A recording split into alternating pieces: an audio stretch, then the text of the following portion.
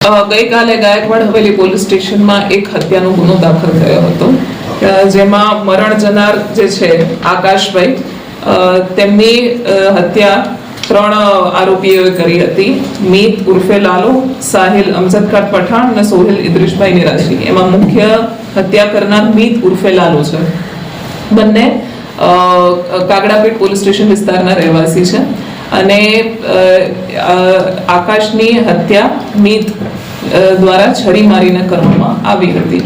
આ હત્યાની ઘટના અલંકાર ડ્રાઇવિંગ સ્કૂલ રાયખડ ખાતે બનવા પામેલ હતી અને જેવી આ ઘટનાની જાણકારી પોલીસને મળી એવી તાત્કાલિક ગાયકવાડ હવેલી પોલીસે સ્થળ ઉપર પહોંચી ક્રાઇમ સીન સિક્યોર કરી ગણતરીના કલાકોમાં જ આરોપીઓને પકડી લીધા હતા અને હોસ્પિટલ પહોંચતા સુધીમાં આકાશ જે મરણ જનાર છે તેનું મૃત્યુ થયું હતું.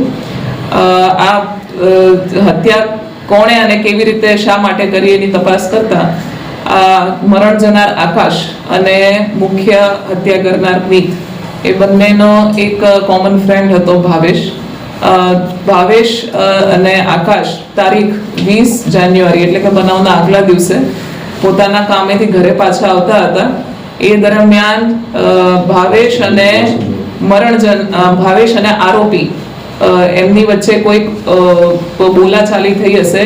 એમાં આકાશે પણ જે આરોપી છે મીત એની સાથે ઝપાઝપી અને બોલાચાલી કરી હતી. એ બંનેનો ઝઘડો થયો હતો અને એની અદાવત રાખીને આ જે આરોપી છે મીત એણે આકાશનું તારીખ 21 જાન્યુઆરી એટલે કે ગઈકાલે મર્ડર કરી નાખ્યું છે.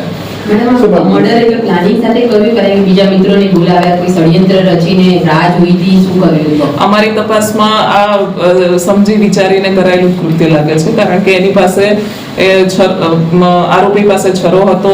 તે પોતાના મિત્રોને સાથે લઈને આવ્યો હતો અને જે મરણ જનારનો આવવા જવાનો રૂટ છે, સામાન્ય રૂટ, ત્યાં જેની રાહ જોઈ અને એણે મરણ જનાર ઉપર જીવલેણ હુમલો કરીને એને મૃત્યુ નિપજાવ્યું છે. બંને પક્ષે ગુનાહિત ઇતિહાસ શું છે અને કેવા પ્રકારનો છે?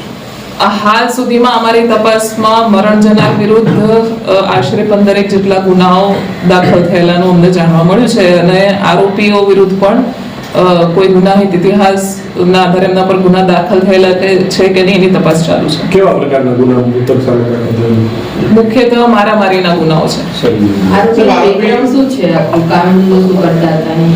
આરોપી જે છે એ એએમસીમાં ઢોર પાર્ટીમાં કામ કરતો હતો અને મરણ જનાર જે છે એ પણ છૂટક દુકાનોમાં ને એમાં મજૂરી કરતો હતો.